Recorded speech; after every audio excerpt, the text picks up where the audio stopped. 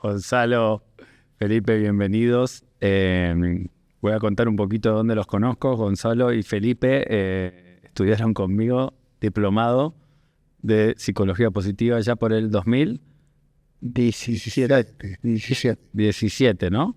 Pues nosotros seguimos el máster. Ustedes hicieron el máster, yo no, ya decanté. Así que nada, bienvenidos. Este es el primero, o sea, el primer podcast que vamos a hacer de Global Executive. El podcast tiene como objetivo hablar un poquito del talento, del liderazgo. Acá ya Gonzalo propuso el saber hacer. Vamos a hablar un poquito de la inteligencia artificial y los headhunters. Y hay algunas anécdotas más. Una charla relajada, buenas preguntas. Y primero quiero darles un regalito que les traje. Cuentan los regalos. Esto es... bien bueno, man. Chuta. Teníamos que empezar bien. Alguien dijo que había que tomar. Por supuesto, gracias, Juan. Dije, de mínimo, Nosotros estamos Gonzalo está... a pagar lo que nos paguen. Nos encanta esta leche escocesa. Muchas gracias, don Juan. Esta es la mejor leche escocesa que hay. Lo peor es que Gonzalo está a punto de acordar el matrimonio, así que por lo menos que valga la pena un Con whisky. esto, Puede llegar que nos regalo. Lo pueden guardar para que después muchas gracias. no salgamos borrachos, que lo único que hacemos acá es venir a tomar. El próximo lo podemos plantear con una copa de whisky, yo no tengo ningún problema, pero mejor lo que Ahí vamos. podemos ir increyendo. Exacto. O sea, en medida que nos motivemos y nos guste, podemos ir a cualquier lado. Menos como Churchill, que fumaba habano y estaba desnudo y tomaba whisky. Hacía unos podcasts, ¿sabían esa historia? Sí. ¿Leíste el libro de Churchill? No, pero vi la película. Bueno, en la película él no dormía y se tiraba en una tina desnudo, hacía a su secretaria sentarse al lado de él y él le contaba y la mina escribía y Qué gráfico. habano y whisky. Lo bueno que en esa Ese es época mi no había límite. redes sociales. Lo bueno que en esa época no había redes sociales. Como Bien, bueno, entonces vamos a primer. Me gusta empezar con lo que dijiste, Gonzalo, esto del saber hacer. Digamos, hoy estamos en un momento donde las empresas tienen un nivel de transformación del conocimiento y del saber hacer un 40% mucho más ágil que lo que tenían hace prepandemia, vamos a decir. Entonces, ¿qué sucede con esto para ustedes? ¿Qué les pasa hacia adentro de la organización cuando los colaboradores y el área de recursos humanos o de atracción de talento no les trae la persona que tiene que saber hacer lo que ustedes necesitan? capitán. Bueno, lo primero es que cuando tú, o sea, no hay nada más terrible para una persona que llegar a un lugar y ese lugar va a una velocidad vertiginosa y además le toca liderar.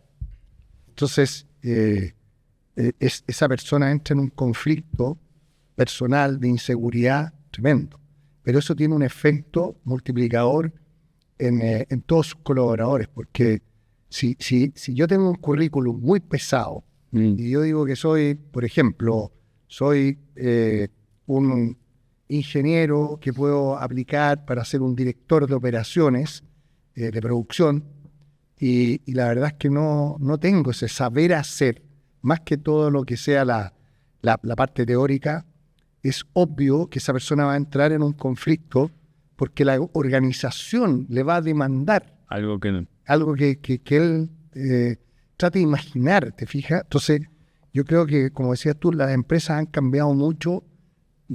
Hay un antes y un después. Antes las empresas educaban, la gente entraba muy joven y eran muy formadoras. Hoy día no lo digo que no lo sean, pero el concepto de crear valor tiene que ver con un día a día que es vertiginoso, un entorno de cambio, pero de cambio sustantivo, o sea, ¿no? de cambio de inteligencia artificial, bueno. de todo, todas las tecnologías, la transformación digital, todo entrando de uno en la compañía.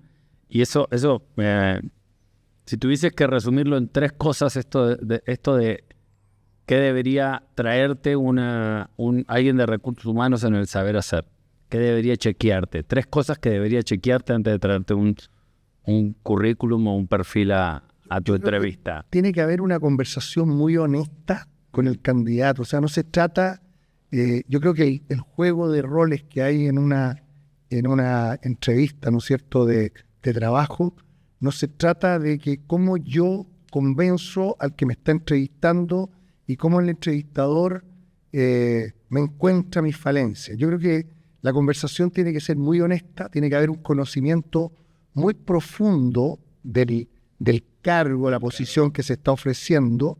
Tiene que haber un conocimiento también o una conversación en torno a fortalezas y a cultura de la empresa. ¿Te fijas? O sea, porque si entramos en una compañía no sé si la palabra, pero muy pragmática o muy práctica en generación de valor, la verdad es que ese pragmatismo o ese sentido práctico de ver las cosas, una persona no lo va a pasar bien. Y esto es un viaje. Y el viaje se trata de que lo hagamos todos en un entorno que sea tu elemento, que tú encuentres el elemento donde tú te desarrollas. Entonces, la verdad es que el no descubrir el saber hacer, creo que tiene un efecto multiplicador de compañías tóxicas, líderes tóxicos, gente, digamos, totalmente desmotivada. Vamos a hablar de lo tóxico. Y destrucción de valor. Y destrucción de valor. Sí. Pero me gusta algo que dijo Gonzalo. O sea, vamos un poco a la anécdota. ¿Cuál fue la primera tarea que hizo Felipe cuando entró al mundo laboral? Para mí, la pregunta es para mí o para Gonzalo. Bueno, Gonzalo, después te la voy a tomar, después voy a decir la mía. Yo antes de esto, Juan, y quiero agregar algo, que lo que decía Gonzalo, quiero agregar un punto que para mí es muy importante, que lo que se cree es contraintuitivo. Ok. Más oferta, se necesita menos recursos humanos. Okay. Yo creo que es al revés. Okay. Hay tanta oferta que necesita más filtro para poder elegir el candidato. Okay. Y de ahí siquiera voy al punto del coeficiente intelectual de tecnología. Ok. Voy a explicarlo. No, justamente que lo que decía Gonzalo, como ahora hay más oferta, hay más gente en el mercado que va a llegar, ¿cómo tú sabes quién es la persona? Antes tenías 3 y yo le llamaba, lo hablaba ayer, el viernes con mi jefe, que era como el supermercado. Tú antes llegabas y había un ketchup. Sí, era más intuitivo, digamos. Y las variables eran más simples. Hoy día llegado a un supermercado y tienen 2000 ketchup. Sí. Entonces al final te cumplís. Y yo quiero agregar algo, que el punto que me interesa es el coeficiente intelectual tecnológico. Cuando tú ahora contratas a una persona y entra a una compañía, en los años 80 se medía el coeficiente intelectual. Si sabía retener información, aplicarla y etc. En los años 2000, 2020, apareció el coeficiente emocional. Emocional, sí. Y ahora, en el año 2025, con la inteligencia artificial, aparece el coeficiente intelectual tecnológico. Y que en la empresa es más importante que nunca. Si una persona no tiene un coeficiente tecnológico, no va a saber usar las tecnologías que tiene la compañía. Y te cuento la anécdota que vi hoy día en la mañana. Sin dar nombre de compañía, cada vez más herramientas. Y yo le contaba al equipo y les decía, ¿yo puedo irme caminando de mi casa al trabajo? ¿Sí o no? Sí. Sí, pero ¿por qué me voy en un auto? Porque me gusta manejar un auto, porque me siento aspiracional. No, yo vivo en Colina y tengo que trabajar adentro. Ah, bueno, pues estás lejos. Y puedo llegar caminando. Sí. Ya, lo mismo pasa en las compañías. El tipo, si no usa las herramientas tecnológicas, puede lograr el objetivo, pero se va a demorar 20 veces más. Entonces, lo que decía Gonzalo, lo que viene ahora con la tecnología, no es solamente que sepan hacer, sino que sepan ocupar la cultura tecnológica de la empresa. Si una persona llega y quiere poner los mecanismos de su antiguo trabajo en una que no tiene la herramienta, lo que vamos a ver es una frustración sistemática. Obvio, ella aplica ahí la frase esta de que la cultura se come desayuno, el cambio tecnológico, ¿no? 100%. Cuando hay transformación tecnológica, pero no hay una capacidad interesante de adopción en ese coeficiente intelectual tecnológico, al final Exacto. No sirve absolutamente de nada. Y también hay un coeficiente que a mí me gusta mucho, que lo vengo escuchando hace 6 meses, no sé si lo han escuchado, es el coeficiente intelectual del cambio, que mide con 3 preguntas cuál es el nivel de adaptación y cuál es el nivel y de la capacidad que tiene la persona de cambiar. Y creo que hoy soy 2 coeficientes que cada día se hacen más relevantes. Uno, porque está orientado a esta velocidad, agilidad y nivel de transformación que estamos teniendo. 2, porque está orientado al nivel de destrucción de valor que generan los roles dentro de una compañía. Hoy un director de marketing que no se ayornó en 4 años usa un set de skill y un set de herramientas totalmente diferente al que usaba hace 4 años.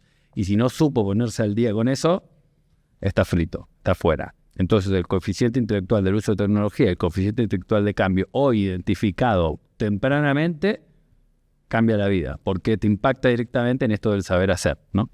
Entonces, ahora vamos a lo divertido. ¿Cuál fue la primera? La mía es tremenda. La tuya es tremenda, quiero escucharla ya. Porque yo llegué a trabajar muy joven y desafortunadamente se me echó a perder el Marruecos. Y entré, digamos, a un lugar que era como un taller, esto era en Coca-Cola, Sí. y le pedí a una persona que me ayudara a arreglar el Marruecos. Y él sin codo me empezó a ayudar a arreglar, y justo entra mi jefe, que era un alemán, 20 años mayor que yo, y ve esta escena de alguien con su fue tremendamente, o sea, me deshicen explicaciones, muy incómodo. Pero se arregló el Marruecos y pude trabajar ese día El tranquilamente. día de hoy te llamo por eso, ¿no? ¿Ah? El día de hoy No, ese jefe murió, ¿Sí? gran persona, sí, pero era mucho mayor que yo. Pero fue una anécdota divertida que todavía la persona que me ayudó a eso todavía está... En Coca-Cola. No. No. Es un entrepreneur que le ha ido extraordinariamente bien. Oye, pero interesante, yo lo escucho y también quiero darle un componente respecto a la tecnología, respecto, por ejemplo, a la IA, ¿sí? A la inteligencia artificial. Nosotros ya vivimos una época de cambio que fue, yo diría, en los años 80, 90, cuando las empresas comenzaron a sacar, había una unidad que era la unidad de computación en la empresa. Y esa unidad tenía una fortaleza tremenda porque manejaba toda la información de la compañía. O sea, el contador iba a pedir, no sé, los costos variables, el otro iba a pedir las ventas, y el otro pedía un consolidado de algo. Entonces era una unidad poderosísima, que yo recuerdo que, aparte de que tenían estos hardware con aire acondicionado, era una cosa, pero así ya subliminal. Era el nirvana de la empresa. Los pisos eran especiales porque pasaban todos los cables por debajo. Oye, y esta gente andaba con unas cotonas blancas, seguramente para que no haya microbios en el aire, y muchos lápices. Bueno, era una cosa... pero cuando comenzaron todo esto, empezó, digamos, a democratizarse, no solamente los software, sino que la forma de entrar, digamos, a un ordenador, que eran los PC, que llegaron todas estas cosas, que había mucha reticencia a esta gente, y que no estaban los ERP como los SAP, o sea, no digo que lo aglutine todo y que... No había un best practice que tú dijeras, oye, por aquí me voy. Aparecieron mucha gente, mucho entrepreneur que le hacía a las empresas sus ERP. Pero ¿qué ocurría? Que era Carlito, Juanito, que vivían en la esquina, que eran hijos de la señora no sé cuánto, y bueno, a la computación se decía. Pero Carlito entraba a trabajar en el norte, y cómo arreglamos el programa después. Sí. Bueno, esa situación es la que yo estoy viendo hoy día. Hoy día, de nuevo, están las empresas. Hoy día, el tema, por ejemplo, de generar analytics, learning machine, y todo lo que son las redes neuronales, o sea, programar, oye, ¿cómo una tarea que la hago en 2 horas la puedo hacer en 5 minutos? ¿Cómo reviso, ¿no es cierto?, una planilla de cálculo de algún proceso? Entonces viene Carlito ahora, y Carlito es bueno para la IA. Y estamos cayendo exactamente en lo mismo que hace muchos años atrás. Entonces, ¿qué es lo que digo yo? Y yo he tenido, digamos, conversaciones con gente que dice, oye, me contraté un cabro que es brillante, pero me está haciendo unas cuestiones maravillosas.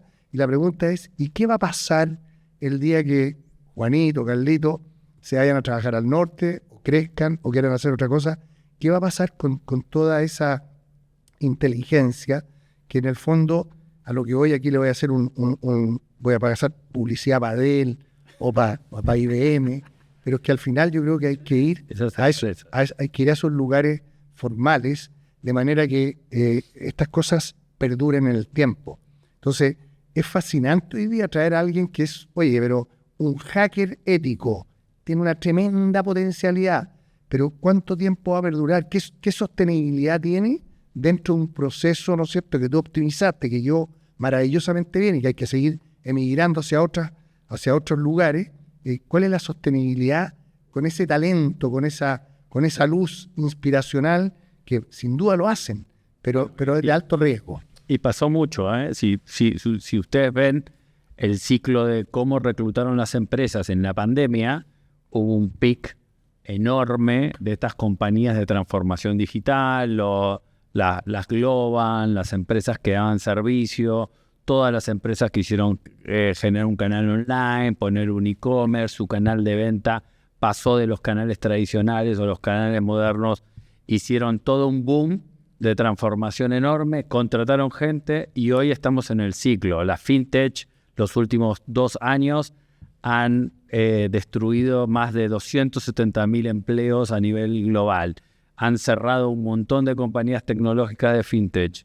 Todas las grandes compañías de transformación digital, Accenture, IBM o las áreas de transformación digital, todas arrasadas a la mitad. Hoy hay mucho talento dentro del mercado y está esa pregunta, ¿no? Muchas compañías hicieron pequeños laboratorios, donde en esos pequeños laboratorios contrataron talento genial, pero que hoy no saben cómo insertarlo, digamos, en la cultura de la organización. Sí, Juan, está el error, y lo que decía Gonzalo. Yo creo que el error es cuando tú compras tecnología por comprar. Entonces, yo represento una de las compañías que dijo Gonzalo, pero no, más allá de ¿cuál? Vamos a hablar de una de 4 letras bien bonita. No, 2L. Con Sí, 2L. no vamos a decir cuál. No, lo digo con orgullo porque siempre me preguntan qué hago y yo me presento como un tecnólogo optimista. Ok. Y te cuento por qué. Porque la gente no compra tecnología. Lo que compra la gente hoy día es cumplir un KPI de moda. Okay. Yo tengo a alguien de IA. Pero lo que te quiero contar de lo que sí salió bien son las compañías que usan la estrategia de la inteligencia artificial como una parte fundamental en el corazón de la compañía. Por eso el cambio que decía Gonzalo hoy día viene dado de otra forma. Hace 10 años el que elegía la tecnología era el gerente de TI. Hoy día el que tiene que elegir la tecnología es el gerente general, el CEO. Sí, el CEO, el de ventas, ¿no? ¿Y cuál es el punto que quiero llegar con lo que dices tú de la destrucción de valor? Te cuento y te respondo a la pregunta. ¿Cuál fue mi primer trabajo en Dell? Primero me contrataron de Estados Unidos. Cuando llegué a la oficina, me dijeron que tenía que entrar a las 7, cuando el horario de entrada era a las 9. Entonces estuve sentado en el lobby 2 horas pensando si esto era una broma, porque ¿cómo me dicen una hora llegó? ¿Dónde están las cámaras? Y lo segundo, cuando entro a la oficina, me dicen, pero si usted no trabaja acá. ¿Cómo se quita mi contrato? No, eso del US, eso del Chile. Bueno, cuento corto, fue una comedia del absurdo. Me contrataron de Estados Unidos. El día que yo entro, el jefe se cambia de área. En un cargo de entrada quedó reportando un VP que no existía para él. Y fue una angustia brutal, como decía Gonzalo. Yo no sabía qué tenía que hacer. Y la primera llamada, en esos tiempos antiguos maravillosos que había un Jabra que tú marcabas, me hacían preguntas y yo no entendía de qué me hablaba. Hoy día es totalmente lo inverso. Una persona llega con un fin, como decía Gonzalo, ya no te educan. Tiene un onboarding. Pero yo te quiero dejar la siguiente frase. La inteligencia artificial no va a reemplazar a ningún humano. A ti te va a reemplazar un humano que sepa ocupar. Que sepa ocupar la inteligencia artificial. Entonces, por eso es tan importante, el gerente general define la estrategia, para qué vamos a usar la tecnología en el mediano o largo plazo, y tiene que generar un proceso estratégico para que no dependa de Juanito. Oye, pero yo les quiero contar un chiste. Un chiste. Claro. Porque la verdad es que, porque lo que escucho es que el nuevo CEO... Querida audiencia, decir, queridos auditores, vamos a contarles. El nuevo CEO puede ser un paradigma. El nuevo CEO tiene que ser el que trae la tecnología a una compañía. Había una persona que vendía loros y tenía 3 loros. ¿Sí? ¿Ya? Y entonces le dice, ¿cuánto cuesta el loro que está arriba de su muñeca? No, este loro cuesta $1.000.000. ¿Por qué $1.000.000? No, porque este loro habla inglés, habla francés y es muy seco para los cálculos. No. Y el que está acá en el codo, no, este cuesta $2.000.000. No, más caro. ¿Por qué? No, porque este sabe de lo mismo, pero además química, física y física cuántica. Y el de aquí arriba, digamos, ¿qué es lo que hace? ¿Cuánto cuesta este? Mire, este cuesta $5.000.000, no hace nada. ¿Y por qué entonces le paga? Porque estos 2 le dicen jefe. ¿Sí? Entonces, la verdad es que lo que yo creo es que los líderes actuales, yo para mí el CEO de una compañía tiene que ser un impulsador. Tiene que tener la visión, tiene que tener el entusiasmo, tiene que tener una buena calidad de pensamiento. ¿Te acuerdas cuando estudiamos a Albert Ellis, ¿no es cierto? Bueno, o sea, en el fondo las emociones no tienen que ver con las circunstancias de lo que está pasando, sino que con lo que yo estoy pensando. Exacto. No son inherentes a los eventos, sino que a los pensamientos, digamos. Entonces, para mí un líder, en un mundo que yo creo que desde mi bisabuelo he estado ahora con la inteligencia, con las redes neuronales, con la inteligencia artificial, empecé a buscar cosas de mi familia en España, y he encontrado cosas fascinantes. ¿En serio? Pero fascinantes. O sea, uno de mis abuelos promovió una cosa para artesanos en el 1800, un bisabuelo mío, un tatarabuelo mío, en 1870, en el teatro no sé cuánto, y además típica noticia española así, dura y agria, y eso no prosperó, ¿sí? Él promovió, digamos, la ayuda a los artesanos. Bueno, pero a lo que voy es que el líder, o sea, el CEO, para mi gusto, tiene que tener, digamos, condiciones de entusiasmar, de promover, de facilitar. Entonces, siempre a lo que iba, porque citaba a lo de mi abuelo, porque siempre nos hemos referido que el mundo está andando mucho más rápido, que es imposible. Oye, pero mira el caos que tenemos, mira la guerra en Ucrania, mira la guerra con Israel, los 12 días. Pero yo te digo, año 1914, la guerra de trincheras, una guerra que no tenía forma, que no habían, era una locura, ¿sí? Donde morían la gente joven, pero a raudales. Después la depresión del 30, después la Segunda Guerra Mundial, Vietnam, Guerra de Corea. O sea, yo creo que hay una constante, o sea, que el mundo hoy día, que la tecnología nos supera. Mi madre va a cumplir 100 años, me dice, pero anda con teléfono, con iPhone, que manda WhatsApp, o sea, comunica. Está arriba de la tecnología totalmente, me dice, pero esto me supera. Entonces, la verdad es que yo te digo, yo creo que no hay un cambio. O sea, el mundo va avanzando, nosotros somos seres inteligentes, vamos desarrollando cada vez más comodidades, tecnología. Naturalmente, de fondo, nuestro pensamiento no cambia. Nuestro pensamiento tiende a pensar en el caos. El periodista tiende a dar la noticia mala, ¿sí? Porque vende. Pero claro, o sea, es mucho más atractivo lo negativo que lo positivo, aparentemente, porque nos falta la inteligencia para cambiar eso, pero creo que el mundo, o sea, siempre hemos estado en época de cambio. Yo creo que cambios han habido sustancialmente mayores a lo que estamos viendo hoy día. Hoy día las guerras son acotadas. Hoy día Irán llama a Israel y le dice, oye, te lo estoy diciendo en serio, te voy a mandar un par de drones, así que dile a tu gente que se protege. Antiguamente había un cómico que era Gila, que era un español que relataba la guerra en España y decía, pues aquí le llamo del enemigo que vamos a bombardear hoy día. Y eso era para la risa. Bueno, hoy día eso es verdad. O sea, hoy día sucede, las guerras son muy electrónicas y muy targeteadas, ¿no es cierto? Estados Unidos no bombardeó Irán, sino que bombardeó 3 bases nucleares de Irán. O sea, todas esas cosas que te muestran mucho más humanidad que antes, porque la Primera Guerra Mundial fue una carnicería. Me suenan carnicerías, están a todo el mundo. Claro, entonces hay un eslogan de que el mundo cambia, que esto, hasta a dónde vamos a llegar, etcétera, etcétera, etcétera. Y lo que yo pienso, sin duda que tenemos que traer, o sea, uno no se puede abstener, o sea, estar en contra de lo que te facilita, de lo que hay tanto. No, eso está claro. Pero en esta crisis, o sea, sí hay una percepción, lo que dijiste al inicio, Gonzalo, de que cada vez es más difícil encontrar el saber hacer, el talento. Y cada vez hay una crisis de liderazgo desde un punto de vista, digamos, más utópico, si querés, de cómo nos gustaría que el mundo sea. Obviamente con un estándar mucho más elevado del que teníamos a las crisis que mencionás. Claro. Digo, ¿ustedes perciben específicamente que hoy es más difícil encontrar a la persona que te guste? ¿Ustedes perciben que hoy es más difícil tener líderes positivos dentro de las organizaciones y no tóxicos? ¿O esto realmente es un continuo, siempre existió y nos preocupamos porque hay que preocuparse de algo y hay que montar un escándalo por algo, ¿no? Desde mi perspectiva, capitán Juan, yo creo que uno elige el espacio donde quiere estar, Okay. y uno elige a la gente que se rodea, y si yo pudiera decir cuál es la mejor forma de hacerlo, no elijan un trabajo, elijan un jefe. Okay. Yo creo que el mayor error que comete la gente es que elige la posición antes que un jefe. Okay. Y en vez de conocer el jefe, eligen la posición.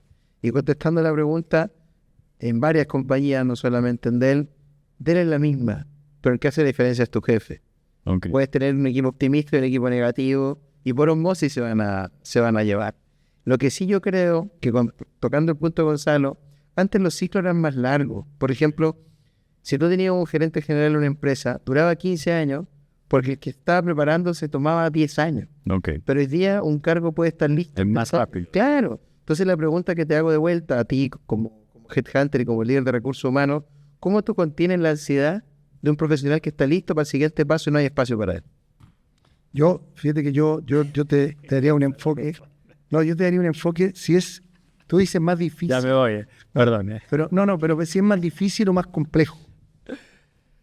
¿Te fijas? O sea, Es más complejo. Yo creo que hoy el proceso está atado a un fenómeno que el que dijiste, ¿no? El proceso es el fenómeno del supermercado. O sea, se multiplicó la cantidad de gente y se ha transversalmente la gente, las compañías, con esto de retener el talento, han hecho unos planes de sucesión maravillosos donde la gente salta y muchas veces pierde especialización por generalización. Entonces yo creo que orgánicamente las compañías, persiguiendo esta obsesión de la no rotación, lo que han hecho es destruir valor de especialización hacia adentro de la organización, generar perfiles más generalistas, eso produce la falta del saber y esa persecución al final hace que tengas más talento en el mercado, menos especializado. Entonces, pero Juanita, con la pregunta. En la educación que se creó el fenómeno de la inflación educativa. Antes, cuando necesitaba un tipo con cuarto medio, ahora quiere un técnico. Ahora, donde hay un universitario, quieren un postdoctorado. Tú, como líder de recursos humanos, ¿no también estará pasando que también las personas con este fenómeno esperan mucho más sin querer partir desde más abajo? Totalmente. Entonces, la pregunta que yo lo veo, y voy a contar una anécdota sin dar un nombre, espero que no esté escuchando este podcast porque qué miedo. Me llamó una persona después de que fue un evento para que le ayudara a buscar trabajo. Le dije, por supuesto, te doy mi teléfono. No le di nunca más a persona. Y me llama, y mira lo que me dice.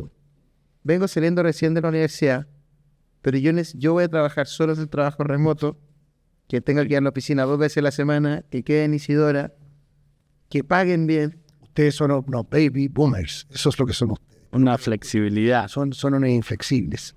No, entonces yo escuché esto y le digo, mira, te hago una pregunta. Puede que el unicornio exista, ¿no? Pero lo normal es que tiene que haber un camino de desarrollo, ¿no?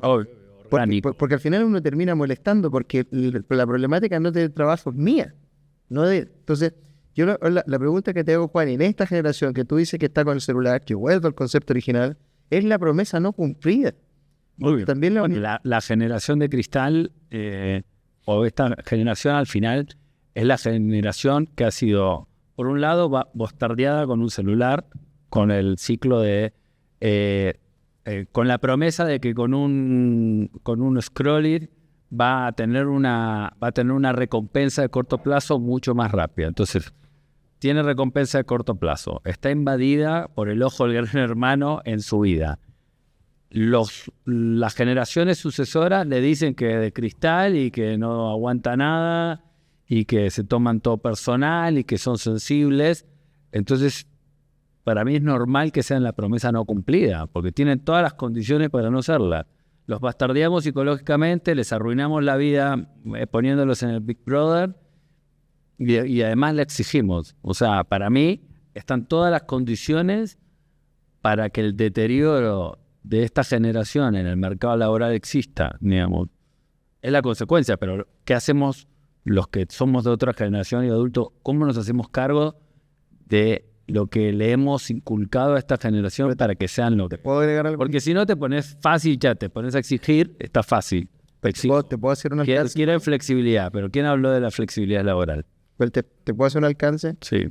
Había una persona, no le voy a decir de dónde, que me dijo, la Tierra es plana. Dije, este es un terraplanista, pero no era un terraplanista. Me decía, la Tierra es plana porque hoy día una persona en Chile, en Israel, en cualquier lugar del mundo, en África, puede acceder a un trabajo que antes habría sido imposible, ¿correcto? Sí. Antes tú estabas limitado por la física del lugar. Sí, el territorio mandaba. Y ahora yo creo que también la culpa, no culpa, sino que la responsabilidad, está en que hoy día los mejores trabajos ya no hay que estudiar. Si tú eres un ciencista de datos, ¿dónde se estudia? Un AI researcher, un tipo que está... Hay que saber hacer. Correcto, pero la pregunta que te hago es que ese tipo que pasó 4 años, le prometieron, no nosotros, la universidad le dijo va a tener un trabajo y parten ganando un sueldo muy bajo. En cambio, un día un niño, yo les cuento algo con mucho cariño, que es lo contraintuitivo. Nosotros, como DEL, tenemos patrocinio por una fundación que se llama Melena Educa. Y voy a contar algo que está mal, pero está bien. Yo juraba que toda la gente joven era floja. Era un paradigma. Era un paradigma. Generación de cristal, gente floja. Me tocó un niño de 17 años que me cayó en la boca con interés. Okay. Esforzado, ultra humilde, de bajos recursos. Y el tipo ganó un campeonato de tecnología de Chile, desde un colegio muy vulnerable. Y el tipo me dijo, no, yo quiero estudiar por una formación personal. Pero yo sé que me voy a dedicar a algo que voy a tener que estudiar fuera. Entonces, ¿por qué te cuento esto? Porque al final el mundo, y aquí quiero poner la parte optimista, es que la gente de recursos humanos también va a tener que saber leer el hacer con realidades y no con títulos. Claro.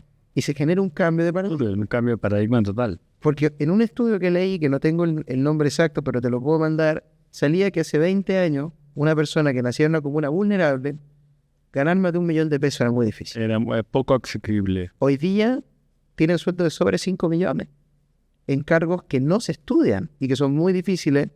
Gonzalo, tuvimos la suerte de conocer un personaje que no estudió nada, pero es un genio, ¿no, Gonzalo?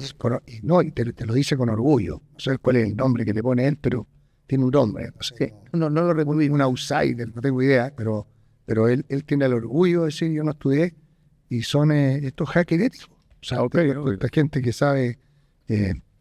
Pero volviendo, fíjate que yo no creo, yo no generalizo, yo no creo en los chilenos, los argentinos, Ahora vamos a hablar, tengo una pregunta para vos de chileno versus mexicano. Ajá. Tengo mucho cliente startupero chileno en México. Y muchos de estos les cuesta insertarse en el mercado mexicano porque hay brechas culturales específicamente. Claro, Chile es un país ordenado, prolijo, donde tú puedes ir al punto A, al punto B, relativamente de la misma forma de lunes a viernes. Y cómo identificamos esas brechas culturales cuando vamos a implementar un negocio en otro país, ¿no? O sea, en tu caso, Gonzalo, tuviste la experiencia de trabajar en México, en Argentina y en Chile. ¿Qué brechas viste?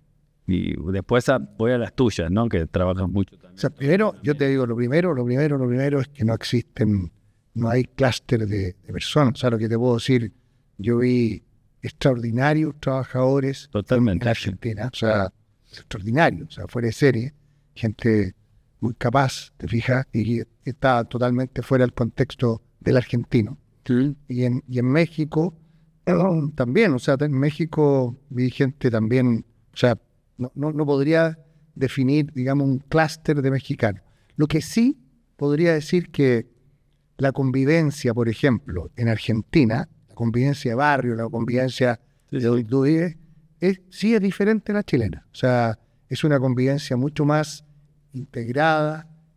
Ahora, esa es mi experiencia. Yo estoy contando una experiencia. Sí, me puede estar escuchando. A otro le puede pasar totalmente distinta. A mí me pasó que la convivencia en Argentina de llegar a un lugar, un poco más que de película, donde llegaba la gente, tus vecinos, con un cuje, dijiste, ¿qué es esto?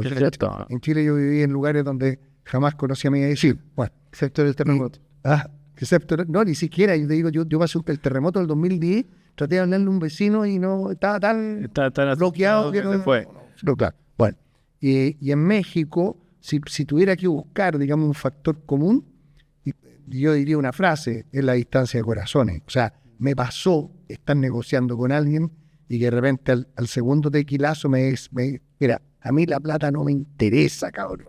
Lo que me interesa es esto, en lo que estamos en este minuto, tomándonos un tequila en una cantina y era en Tijuana todavía. O sea, y eso el tipo que era muy, muy formal y yo muy focalizado en el negocio. Claro, tú muy técnico para venderlo. Y si tuvieses que decir un porcentaje, venta técnica, venta relacional de México y de Argentina y Chile. México, yo te diría, ¿Cómo lo definirías? México, la venta relacional es extremadamente importante. Okay.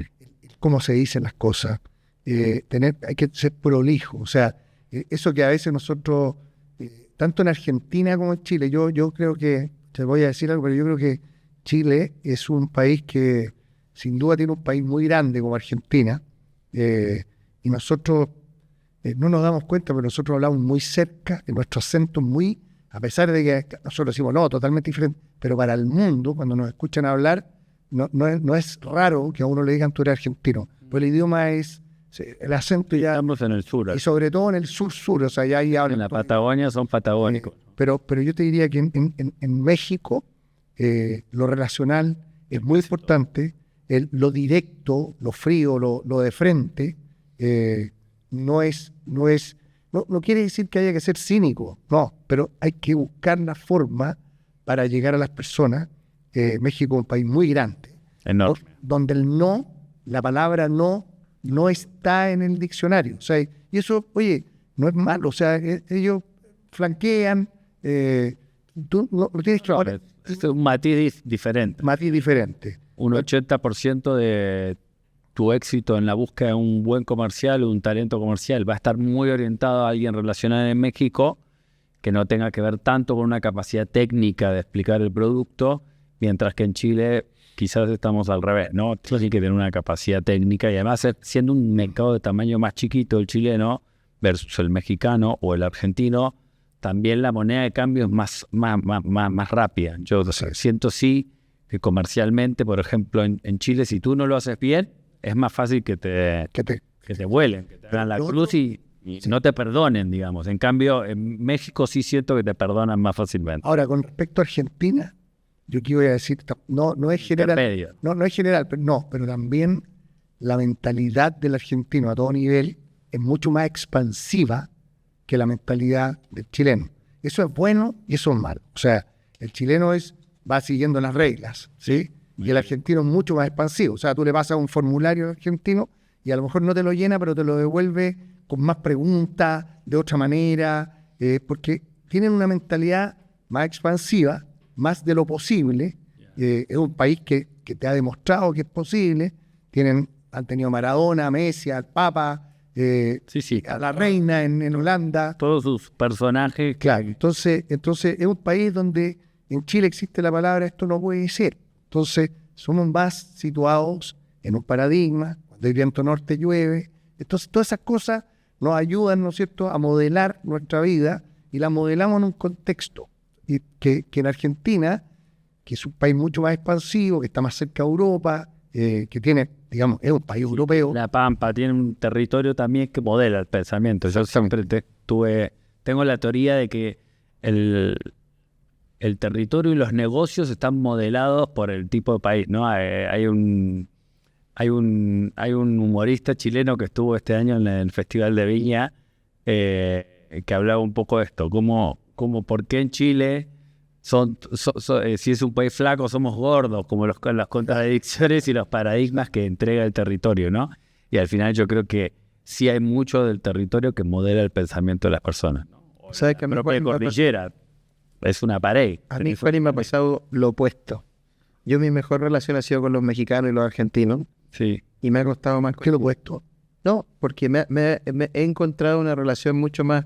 Pues eso es lo que digo, la convivencia en Argentina es... La convivencia es más fácil, la variar. Pero en la organización también te fue más fácil la convivencia. Sí, o sea, digamos, como colaboradores, sin duda. O sea, tienes más oferta de ideas, tienes más libertad, más creatividad, mucho más libertad para pensar.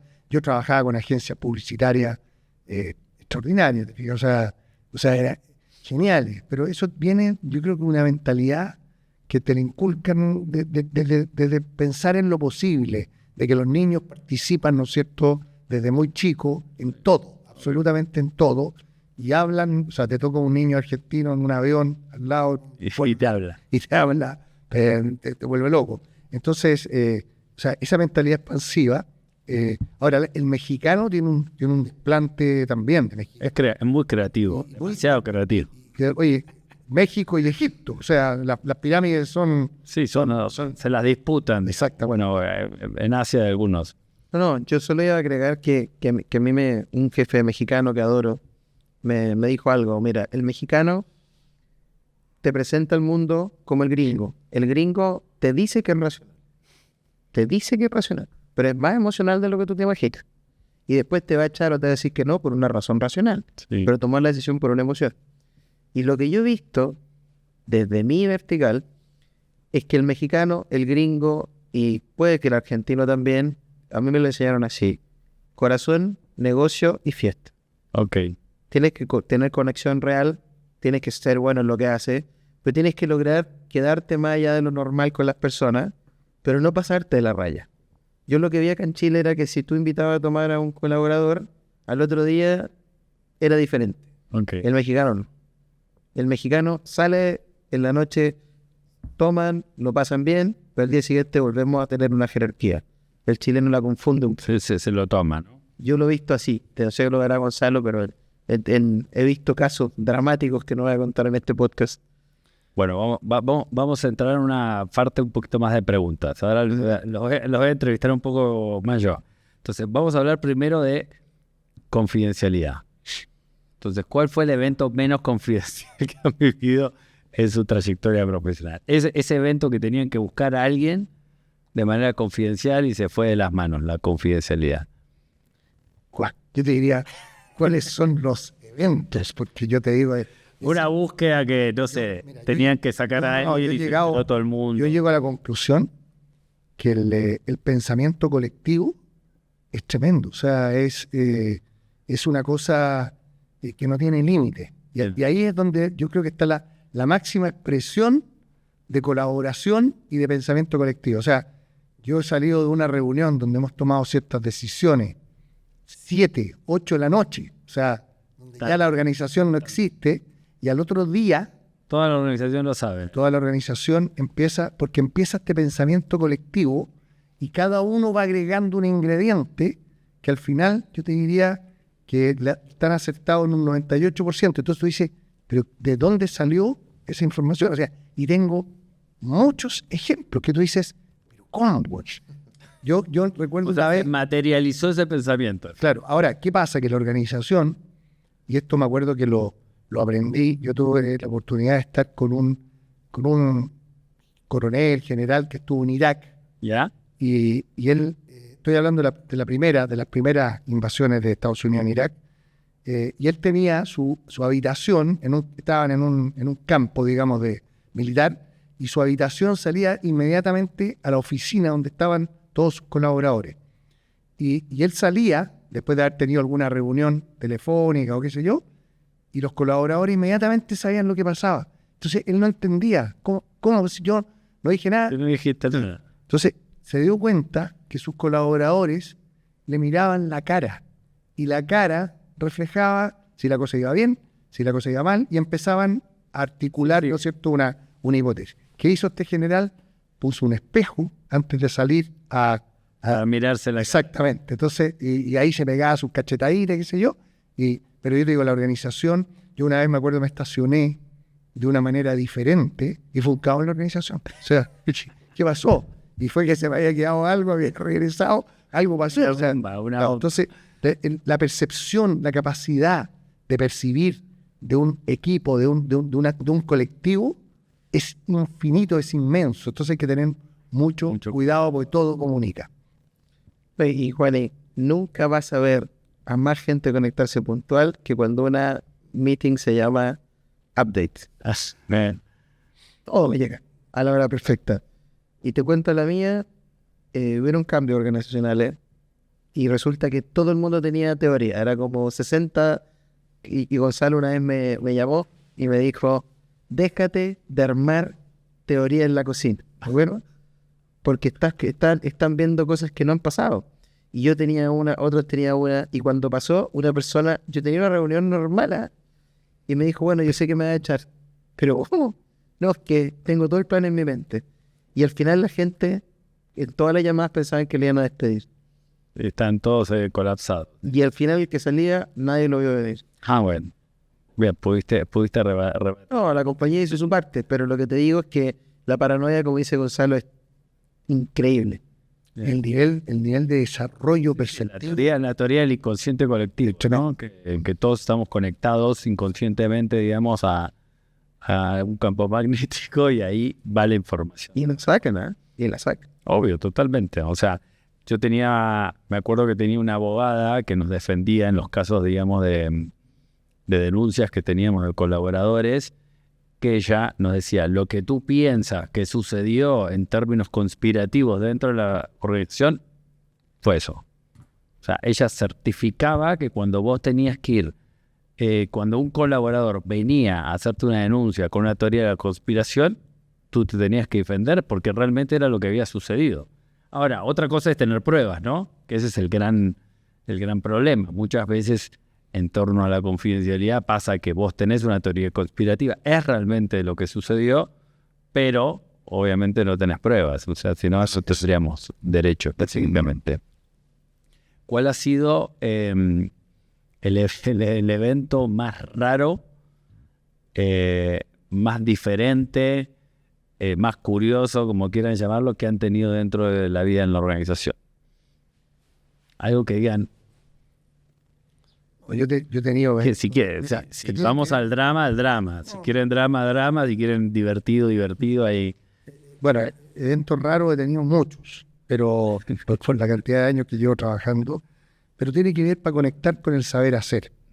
O sea, en ver en un nivel de exigencia de algo simple, por ejemplo, un presupuesto, con un cargo muy importante, en que en las organizaciones se tiende a confundir entre el subsidio y la colaboración. Ya. Entonces, gente que llega a ciertos niveles, ley de Peters, a su máxima ineficiencia, y en este andar de subsidios permanente, cuando le tocó solo, me ha tocado ver que la persona agarra sus cosas, se sube al auto, se va y no vuelve nunca más. Entonces, tú dices, pero insólito, o sea, ¿cómo puede ser esto? O sea, ¿qué sucedió? Porque no hubo el altercado, ¿no? Pero llegó un momento que fue el callejón sin salida. Y ahora, siendo empático, eso es lo que los líderes tienen que evitar. O sea, tú no puedes llegar a una situación donde una persona diga, no, o sea, ya no me renuncio, no, esto no es para mí. No es para, o sea, reviento, ya no puedo más, o sea, y te digo, sin una agresión verbal, absolutamente nada. Oye, tienes que venir a presentar tu presupuesto. Y llegó un momento que no sé qué es lo que... No lo pudo y se fue. No sé lo que es presupuesto, o sea, pero es que parece divertido. Presupuesto. Claro, pero ¿qué es lo que pasa? Que a lo largo, en el viaje, no era un largo viaje, pero era un viaje relativamente intermedio, diría yo, una persona. Bueno, ese mintió en la entrevista, seguramente. Pero es que llevaba ya muchos... Llevaba años. Pero flotaba en la compañía. Flotaba en la compañía y zafaba. Claro, y porque el subsidio es como cuando te llevan te llevan yo te llevo en Ciudad de México. Sí, te suben a un barco y hay dos remando y de repente se fue uno y ahora rema el otro y vos te quedaste en el barco y un día llegaste a un momento, no hay nadie en el barco, tienes que remar. Y nunca pusiste atención. Claro, no pusiste atención a las coordenadas, dónde estabas, en qué... Podrías... Bueno, es el famoso síndrome del impostor, ¿no? ¿Cuántas personas transitan la organización, inclusive llegando a grandes roles de liderazgo, siendo impostores de un lado al otro o agarrándose de la llana y, digamos, no hay un recursos humanos que lo pille, no hay un jefe que lo pille? Claro. Ahora, esto era subir una escalera porque a él lo podrían... Esa gente que lo subsidió, le podría decir, mira, te explico, mira, esto se hace así, esto se hace así, etcétera, etcétera. Y el interés de él también por aprender. Obvio. Pero eso es lo que yo creo que... Me encantaría que hablemos de la crisis del liderazgo, porque yo creo que eso tiene que ver con liderazgo. ¿Cómo inspiran ustedes? ¿Cómo inspiran puede ser, digamos, a sus colaboradores o cuando tienen que hacer una entrevista de trabajo? ¿Cómo inspiran a la persona para que quiera trabajar con ustedes? ¿Cuál es su gracia, su técnica? ¿Hay algo que hacen conscientes? ¿Hay algo que no? ¿Hay algo que han podido percibir del feedback que le han dado las personas a lo largo de su experiencia entrevistando gente, que me sentí muy cómodo? Yo te voy a decir una cosa. 3, 4 cosas, ¿eh? Mira, a Gonzalo no lo atajo más. Le pedí 3, 4 cosas, no voy a hacer ni caso. No, mira, le hago caso. Pero Felipe me hace así, entonces yo voy, porque a mí me gustan estos temas. Nosotros en la empresa tenemos un muy buen proceso de selección. La gente se entusiasma mucho. Sí, venden. Pero cuando entran, tenemos el proceso de onboarding o de socialización o como quieras, muy mal, ¿sí? Pero producto de... Bueno, por eso yo creo que soy el que tengo una de las heridas del saber hacer. Eso no lo vamos a poner. Pero Carmen Gloria. Bueno, Carmen Gloria no sabe. Editen eso, por favor. Lo tenemos medido. O sea, te estoy diciendo algo que está totalmente medido. ¿Y cómo se genera, digamos, este entusiasmo en el proceso, que es en el fondo inspirar a la persona, generar una pasión totalmente armoniosa? Que lo mueva la oxitocina y la motivación personal para entrar a esa empresa. Al final tiene que ver con una buena venta del proyecto, ¿no? Tiene que ver con un propósito. Tiene que ver, yo trabajé en Coca-Cola, ¿sabes? Y el propósito de Coca-Cola, felicidad. Entonces el propósito es muy bueno. Y cuando tú empiezas a articular, ¿no es cierto? La felicidad está vinculada al optimismo. Bueno, Laboratorios Máveres, Mi Amor Verdadero Rosa, con un líder súper presente del siglo pasado, pero la verdad es que ahí está la articulación. O sea, uno necesita, las empresas, y esto para toda la audiencia, necesitan la parte mística. O sea, nosotros necesitamos, en el caso de la Armada de Chile, necesitamos a Arturo Prat, la parte mística. Luego viene la ética y luego viene la estética. Entonces, la ética sola es muy difícil vivirla. Si la ética, pero si yo estoy inspirado en una mística, en Dios, en el héroe, en un concepto, en el Talmud, en el fundador, yoga, en un líder que construyó inspiración. Y eso tengo que buscar. Eso yo creo que en la empresa de camiones, en cualquier parte, yo puedo buscar. El líder tiene que buscar eso, se lo tiene que trasladar a todos sus procesos adentro de una organización, y eso es clave, ¿no?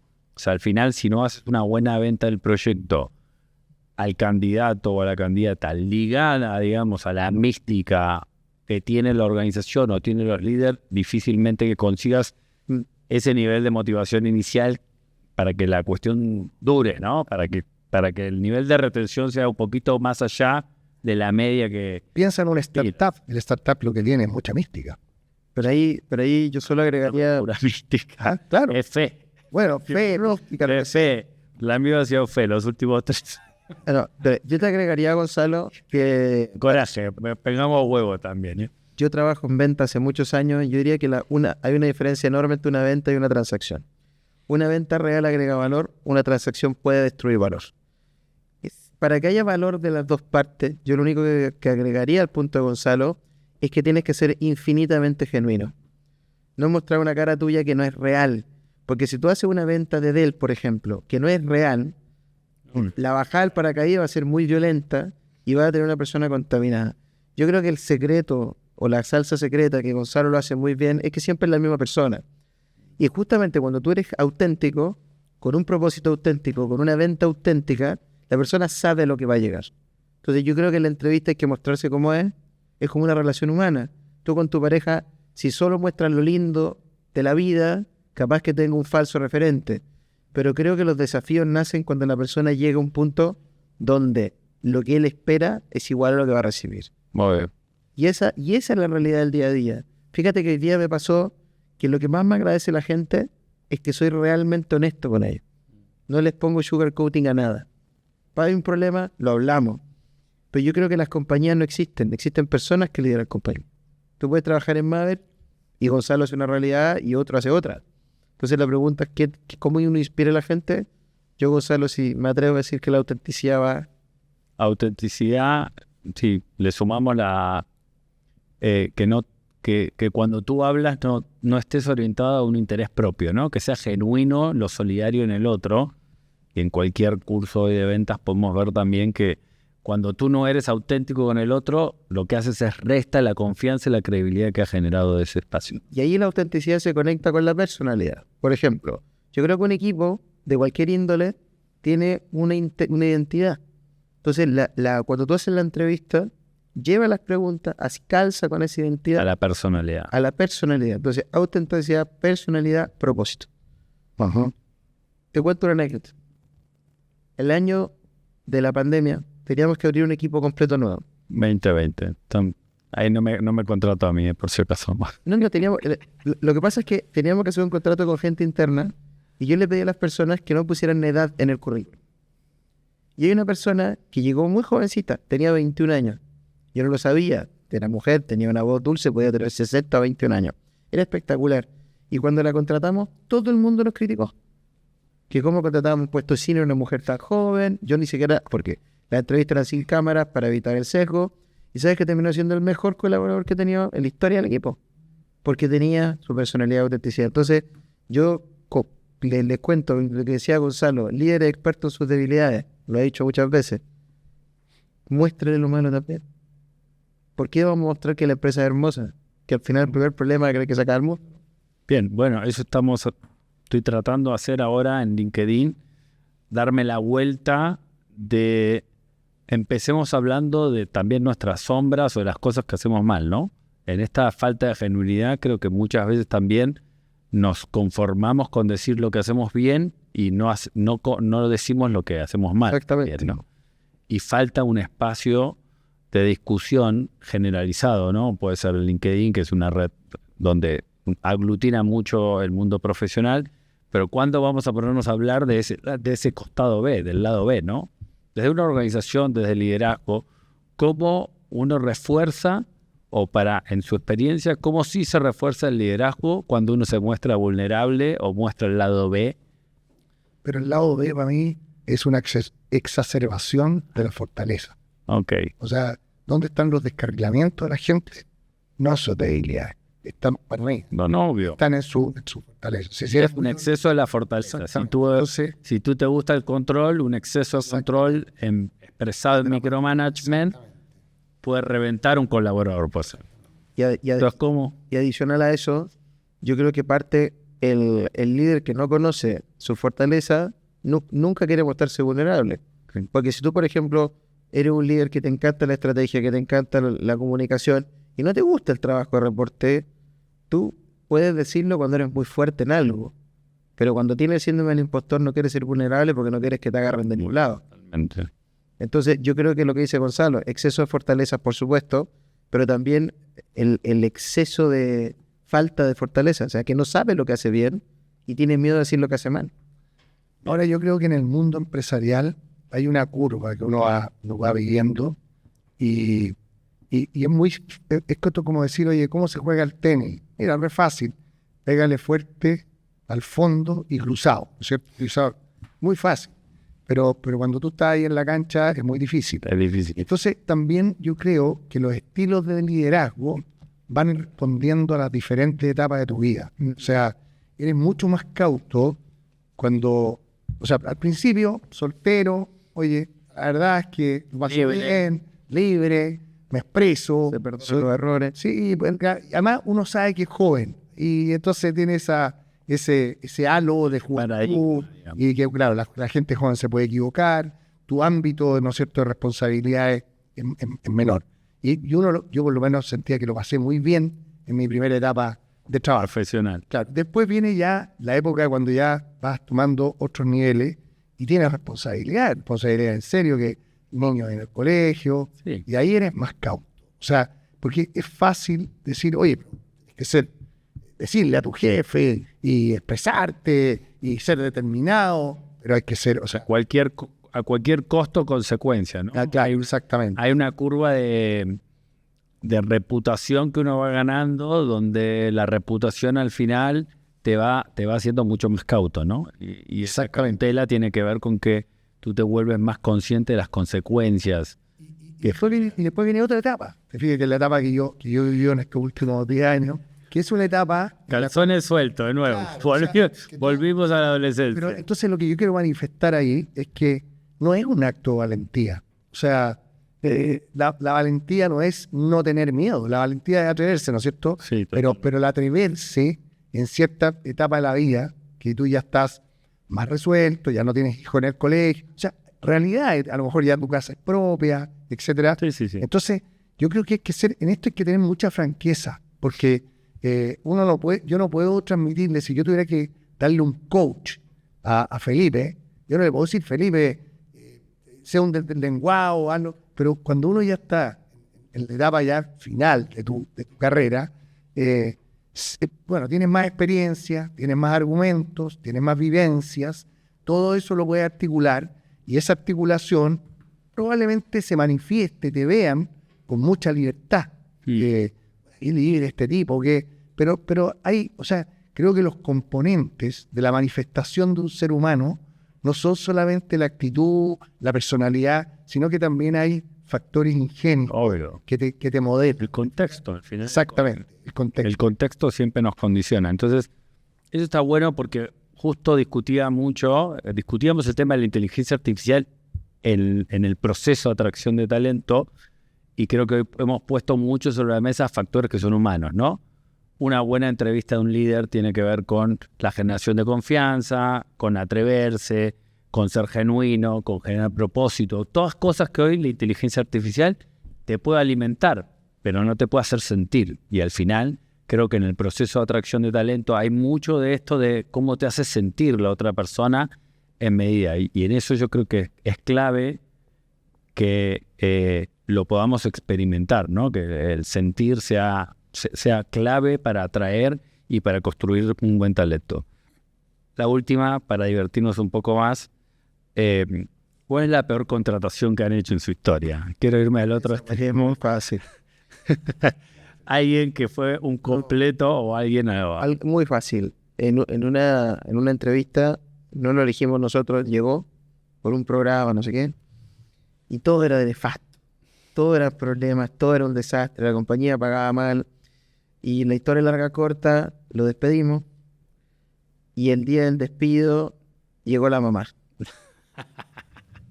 Y me pregunta la mamá por qué lo despedimos. Le digo, justamente por esto. O sea, porque vienes tú a decirme... Mamá a decirme por qué echa a su hijito.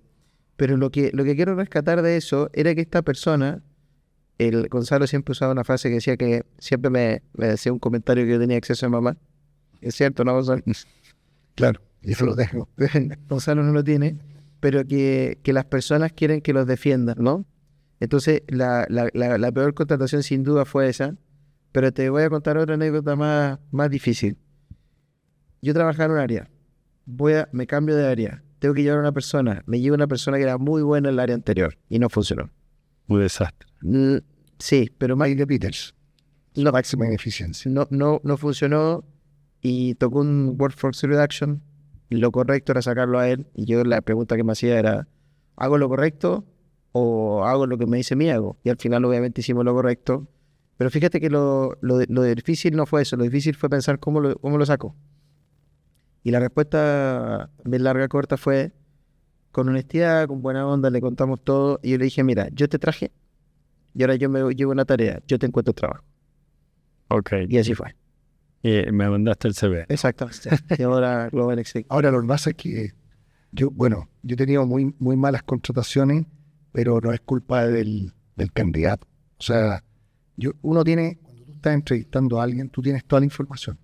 Yo tengo toda la información y tengo también el deber de recopilar toda la otra información. Entonces, la verdad es que un mal candidato es una muy mala estructura de entrevista, de indagación. O sea, aquí no hay, o sea, mira, es que mintió en la entrevista. No, yo creo que están todos los... Es un trabajo de ambas partes. Claro, o sea, para que suceda una mala contratación desastrosa, tiene que haber un mal reclutamiento, una mala selección, malas entrevistas. Es un conjunto de desastres que se concatenan y al final llega a eso. A mí me acuerdo una vez un jefe que me contrató, que me dio posibilidades dentro de la organización. Cuando yo dije, o sea, cuando ya entré a trabajar, me dijo, oye, yo no te imagino enojado.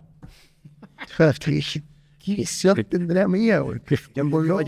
Yo por lo general... Acá tienes un video. Claro. Acá hay evidencia. Pero la honestidad del decirme, mira, ya estaba feliz que me había contratado. No logro imaginarme tú enojado. Pasaron 3 horas y ya se mostró. Estás puteando como un hijo de puta. Sí. De hecho, Juani, mira, algo que te quiero preguntar y un comercial que no es comercial, pero lo tengo que hacer, que antes de partir la entrevista te dije, ¿por qué recursos humanos? ¿Por qué Headhunter y no la IA, no? Y yo siento que la persona tiene que tratar de transferir y descodificar lo que la IA no entendió. Totalmente. Entonces, yo le recomendaría a todos los que trabajan en cargos directivos de que le exijan a su reclutador de que no le entregue lo obvio. Bueno, totalmente. Entonces estos cargos se llevan desde una perspectiva que, te lo digo, una vez en un foro en un país del norte, cercano a Costa Rica, me increparon y me dijeron que nosotros solo contratábamos referidos y que no hacíamos... Ok. Y yo dije, voy a contestar con la verdad. Y le hice una pregunta. Le dije, mira, si tu hijo o hija tuviera 6 meses y lo tienes que dejar solo en la casa, sin nada, Se lo das, claro. ¿a quién se lo dejas? A un gran pediatra en el papel que no lo conoce o a una tía que no es pediatra pero confía en ella. A tu tía, ¿no? ¿Por qué le voy a dar una tarjeta corporativa a alguien que no conozco? ¿Por qué voy a poner a aprobar un presupuesto a alguien que nunca he escuchado de él? ¿Cómo sé yo que no es un pirata? ¿Cómo sé que es una persona correcta? Está en la confianza. Y ahí esa confianza es la que dan ustedes. Que nos digan, mira, estas personas las conocen estos 4, ha cuidado niños, fue compañero de curso de él. Y le sumo la intuición. Yo creo que hay algo que no tenemos que olvidarnos en este mundo lleno de tecnología, de redes. La intuición me parece que es clave. Nosotros, digamos, desde los roles de liderazgo que tenemos, ayudar a la gente que escuche un poco más a su intuición, que sea más consciente de lo que siente, lo que percibe, creo que también es clave para hacer un reclutamiento selección. Oye, pero espérate un poquito. Yo lo escucho hablar a ustedes de inteligencia artificial y a mí esto ya no, con la cara que nos mirás como... me revuelve el estómago porque, a ver, la inteligencia artificial, para quien nos escucha, primero que nada son redes neuronales que yo estudié en una universidad donde se respiraban electrones y hoy día tenemos una capacidad limitada Totalmente. para generar un gran paradigma que se llama redes neuronales, suma de matrices, lo que ustedes quieran, pero no es más que un gran paradigma. Y yo me imagino que hoy día, con lo pronto que estamos, es que tenemos lo que nos ofrecen las diferentes plataformas de inteligencia artificial, segmentan, te fijas, para que esto tenga velocidad más rápida. Entonces, pero es un tremendo paradigma. Entonces, tú estás en regresiones, en cosas, y que para darle velocidad a esto, que en 6 segundos hagan una carta o lo que sea, es un paradigma muy duro, o sea, 5 años más vamos a mirar esto y nos vamos a reír. Entonces, ¿qué es lo que yo veo? Yo veo la inteligencia artificial plus, lo voy a poner, donde estas redes neuronales son capaces de modelar otros escenarios, no que me traigan 40 años para atrás. En algunas disciplinas, como la medicina, quizás es muy bueno meterle toda la información de 40, 50 años para atrás e ir concluyendo, o más, pero aún así, yo pienso que las enfermedades, las bacterias y todo va evolucionando. Y por lo tanto, las regresiones, lo que pasaba en el año 40 con respecto a las bacterias que atacaban la garganta, puede ser totalmente diferente hoy día. Sabemos que el virus del COVID ha evolucionado ya 30 veces. Entonces, 30. ¿Qué es lo que yo veo en esta herramienta? Que no es nada más ni nadie menos que matrices, y que Felipe sabe muy bien, que están los perceptones, ¿no es cierto? Y los umbrales, porque el 1 y el 2 y no sé qué, porque es binario todo esto. O sea, al final o es 0 o 1, y si todo suma 14 queda el perceptrón, entonces sí, sirve o no sirve. O sea, es lo que nosotros hacíamos antes, sumábamos 3 matrices manuales, hoy día se suman miles y millones de matrices, pero es la inteligencia artificial. Lo que yo digo, oye, ¿a cuál inteligencia artificial yo me gustaría, digamos, adoptar? A la inteligencia artificial plus, a la que va a agarrar y va a modelar de alguna manera, decir, mira, pero te ofrezco otras alternativas que nunca se han dado en el planeta Tierra, pero que podrían ser. Cuando uno hace un brainstorming en una compañía, lo que quiere es que la gente suelte las locuras más grandes y de ahí han salido las cosas. Hoy día se está celebrando, hoy día es el día del Walkman, el día del Walkman. Hay gente que para escuchar acá no tiene ni idea de lo que es el Walkman, pero corte en cámara, por favor. No, verdad, hoy día es el día del Walkman. Alguien que no Hoy celebramos el día del Walkman, que no sabemos qué es. Claro. Vos y yo. No sabes lo que es. Bueno, pero te digo, o sea, esta inteligencia artificial que te dicen, oye, le pregunta a la inteligencia artificial, que la inteligencia artificial nos traiga el talento. Pero ahí yo tengo que meterme, Juani, porque miren, aquí hay una cosa que les quiero regalar. En lo que he aprendido estos últimos años de trabajar en esta industria es que hay dos formas de ver la inteligencia artificial. Lo que la van a ver como un oráculo, que le haces preguntas y te responde, que lo voy a decir como es, van a terminar haciendo más idiota, o los que van a ocupar la inteligencia artificial como asistentes. Obvio. ¿Por qué? Porque el que usa la inteligencia artificial como oráculo está cometiendo un error garrafal. La inteligencia artificial lo único que hace es tomar información y traértela para que tú tomes la decisión. Exactamente. Y lo agrego de la siguiente forma. El humano, a diferencia de la máquina no puede crear un futuro. Si yo le digo a la máquina cómo va a ser el futuro, no lo puede hacer. No, aquí miren, esto grábenlo. Grábalo, No, por favor, no, grábalo. te puedo decir, Te puede crear escenarios posibles. no, O sea, pero el escenario posible es basado en cosas. Y les voy a hacer una pregunta a los dos. Si se hubiera descubierto la inteligencia artificial en la época feudalista, en los años 1400 y 1500, ¿qué hacía la máquina? La IA pelaba las ovejas, sacaba leche y hacía cosas. ¿Qué más? Ese era el mundo. Pero un día una persona dijo, oye, ¿y si quemamos esto y ponemos agua y el vapor mueve algo? Y empezó a crear una nueva tecnología. La inteligencia artificial existía hace muchos años. Y lo único que está haciendo esto es lo mismo que hizo la computación en los 80 y etc. El ser humano tiene que pensar, si la inteligencia artificial hiciera todo lo del presente y del pasado, ¿qué haría yo en el futuro? Y ese es el rol del humano. ¿Qué viene adelante? El rol del headhunter es preparar trabajos o buscar personas para hacer cosas nuevas en la compañía y entender la estrategia de la compañía. Pero la máquina no puede crear una realidad. Y ustedes me dicen pronto, señores, trabajo en esto hace muchos años. La máquina no tiene esa capacidad porque no es creativa. Todos 5 años muertos, todos la máquina. No le tengan miedo a las máquinas. El último. Oye, Se los libero porque... yo a la inteligencia artificial le pediría, tengo un gran problema. Fuimos los tres a un restaurante, ¿ya? Nos cobraron $15.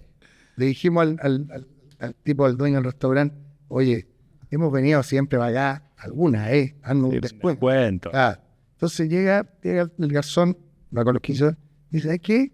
Devuélvele 5 a esta gente. Y el garzón dice, pero ¿para qué le voy a devolver 5? Le voy a devolver 1 a cada uno y yo me quedo con 2.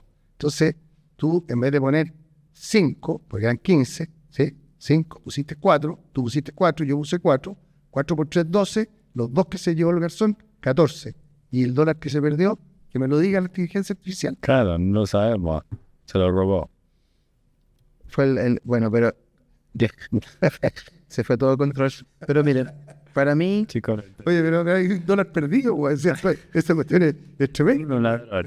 lo que pasa es que se lo quedó propina. Pero miren, yo les cuento algo. Lo que he visto yo en Dell y lo que he visto en las organizaciones es que el progreso humano, la visión la da una persona. Las compañías que van a la visión, la va a dar la máquina, están muertas. Porque bueno, no es para ahora, pero existe la inteligencia artificial pública y la privada. La privada es la que genera valor, la pública genera copias. Y tú lo que pones en la IA pública ya no es tuyo. O sea, cualquier persona en el mundo puede tomarlo y se acabó. Pero yo insisto que, volviéndolo a lo de Juan y al headhunting, el futuro lo van a crear los humanos. Las máquinas van a hacer que los humanos tengan mejores vidas. Y ahí vamos a llegar a otro paradigma, señor Iglesias. Cuando ya no haya que trabajar, ¿qué van a hacer los humanos? Pasarlo bien. No lo van a pasar bien. está un listado. Entonces, yo creo que el valor... Tenemos un whisky, ¿no? Exacto. Esta es la opción número 1. No, pero yo les quiero decir, situémonos en nuestros tatarabuelos. O sea, ¿cuál era la conversación de nuestros tatarabuelos?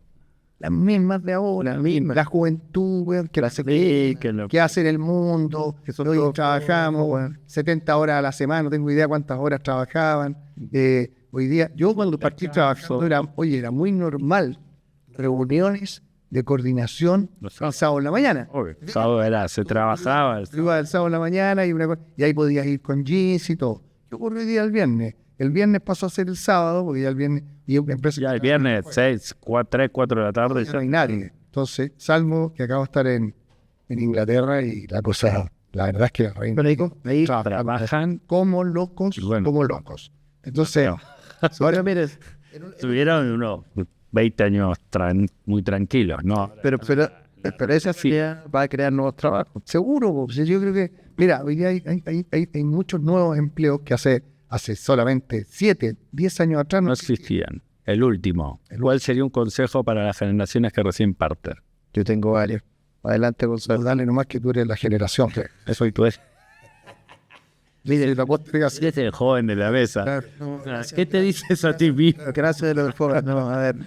¿Qué te dices a ti mismo, joven? Yo le digo algo desde el fondo de mi corazón, que es lo siguiente. Lo primero, si una persona estuviera saliendo, yo hablara con Felipe hace 20 años, saliendo de la universidad, yo le diría lo siguiente hoy día. Primero, estás en una edad donde por primera vez en la historia puedes conversar con alguien de tu futuro. Totalmente. Puedes conversar con tecnología y puedes crear un nuevo mundo. Las personas que se agarren de las creencias antiguas de que los trabajos se promocionan porque llevo 5 años en la posición, de que tengo que crecer de forma vertical, es pasado. El conocimiento está, las herramientas están y todo está. A mí me habría encantado, inclusive voy a decir algo medio border, volver a mis 18 años y preguntarme si hubiera estudiado lo mismo o si hubiera dedicado esos 4 años a cosas distintas. Yo el consejo que les daría es, Gonzalo lo dijo, 1, conózcanse mejor, analicen qué les da energía y no se preocupen tanto del corto plazo. Creen un plano mediano plazo, busquen lo que les guste, tengan Tech IQ, por supuesto. Todos los trabajos que van a ser mejor pagados en el mundo hoy día no existen. O sea, no existen y no se estudian, eso lo van a... No, totalmente. Y tengan mucho ojo en generación de relaciones. Los seres humanos hoy día no se relacionan. No. La gente ya lo toma al serio. Somos lo que nos relacionamos, dicen por ahí, ¿no? Va a ser muy valorado eso, Juan. Conozcan gente en base a su fortaleza, estudien la tecnología y también algo que me habría encantado decirme, Felipe, no seas tan duro contigo mismo. Muy bien. Yo le sacaría... Lloramos todos. No, muy emotivo esto. Yo tengo una visión mucho más optimista que ustedes. No, yo les diría... Pues estás más cerca. Sí, ya estoy cerca del nirvana. Te está no, muy elevado ya. Yo les diría, mira, primero que nada, hay que tener un propósito en la vida. O sea, siéntate 2 horas y que es como Felipe lo articula, que te da energía, ¿sí? Ya. Siéntate 2 horas y busca un propósito, busca lo que te gustaría hacer, ¿sí? Exactamente. Ya. Ahora, después le diría cuáles son los accionables de ciertas cosas. O sea, si a ti te gustaría, por ejemplo, ser un líder de marketing, ¿sí? Bueno, ¿cuáles son los accionables que necesitas para ser un líder de marketing o un líder de operaciones o un líder en el periodismo, lo que sea? Primero, ¿cómo tú logras inspirar? Entonces, el manejo del lenguaje. Ahí la inteligencia artificial te puede ayudar sí, te profundiza un montón. A articular cosas, a tener frases célebres, a buscar cosas que inspiren y que llamen la atención, ¿cierto? Eso tienes que tener, digamos, desarrollar un skill comunicacional. Esto es lo mismo que ser cantante, o sea, vas a tener que ir a y entrenarte, para pegar... Repetir, ¿no es cierto? Ser un de clase mundial es repetir, el de golfista, el futbolista, que nos encantaría ser ellos, pero hay que entrenarse. Luego, tener, o sea, ¿cuáles son los accionables para la adaptabilidad al cambio? ¿Cuáles son? No, y tengo que adaptarme al cambio, pero ¿cómo lo hago? ¿Cómo? ¿Te fijas? ¿Cómo manejo mi pensamiento? Mentalidad, pensamiento. Porque, oye, regula tus emociones, pues, bueno. Sí, pero ¿cómo lo hago? Bueno, ¿sabes qué? Las emociones vienen de los pensamientos. Entonces, mírate si eres pesimista, eres optimista. Si lo positivo lo veo en forma transitoria, preocúpate. En cambio, si lo negativo lo veo en forma transitoria, ya, vamos bien, vamos cambiando. ¿Te fijas? Luego, legitimidad moral, ¿sí? O sea, ya hablábamos antes de la integridad, hay que tener una legitimidad moral no estoy diciendo que la moral tiene ciertas cosas, digamos, que yo los puedo definir, sentarme y definir. Porque primero lo articularé y luego lo iré, digamos, entrenando, ¿te fijas? Que yo creo que son cosas bastante, digamos, importantes. Y por último, yo creo que es muy importante entrenar esas desconexiones emocionales o la regulación emocional. Y eso se entrena también. Entonces, yo estaría dando aquí como 4 cosas, 4 accionables. A mí me carga que me digan, oye, pero pégale fuerte cruzado al fondo.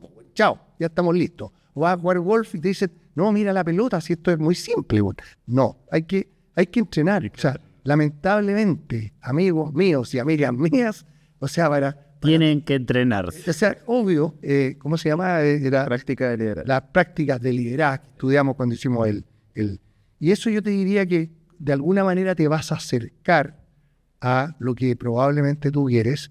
Y bueno, también, como dice Felipe, no ser tan estricto contigo, porque también tú vas cambiando. Somos seres cambiantes y a lo mejor lo que te gustaba hoy día, mañana ya no te gusta, pero siempre vas a tener que desarrollar una técnica como para poder, pero no va a llegar estando en tu cama mirando el techo. O sea, yo creo que tienes que hacer algo, pero algo concreto, accionable, moverte, creer y echarle para adelante. Bien, yo le sumo, somos lo que nos rodeamos, efectivamente creo que júntense con gente que les aporte, que les genere valor, que les inspire, que les motive, que les haga pasar el tiempo rápido y que los mueva, digamos. Tomen riesgos, digamos. Yo hoy que estoy en una fase de cumplir 3 años de emprendedor en 3 países, le diría tomen riesgos, anímense a hacer cosas distintas, rompan el paradigma, piensen de un lugar, vean las cosas de un lugar diferente y después sean buenas personas. No caguen a nadie que está al lado, tengan esto de la genuinidad que traemos, creo que en un mundo donde hay un nivel de exposición tan alto, lleva más relevancia, entonces sean buenas personas, absolutamente, sean buenas con el de al lado, si pueden echarle una mano y ser generosos con el que no está a la altura de ustedes, háganlo. Y me encanta siempre el propósito, yo siempre fui un fanático del propósito, creo que se nota cuando la gente hace cosas sin propósito y sin pasión, y eso es muy visible y se ve en todo aspecto de la vida, digamos, en la organización, en todos lados. Bueno, no mucho más. No les quiero robar más tiempo. Quiero agradecerles, obviamente, Gonzalo, Felipe. Maestro. Muchas gracias. Nos pasamos 1:22 hablando. Ha sido bastante rápido. Me la pasé muy bien. Yo también. Es la primera sesión. Seguramente vendrán más con otros temas. Pero nosotros siempre listos como los scouts. Siempre listos, sí. Nos faltó el cafecito. Para la próxima tenemos café. Eso estaría buenísimo. Y Juan, sí, estiramos un poco más, así que... ¿Te tiro un comentario antes de cerrar de lo que dice la tecnología? Cierre.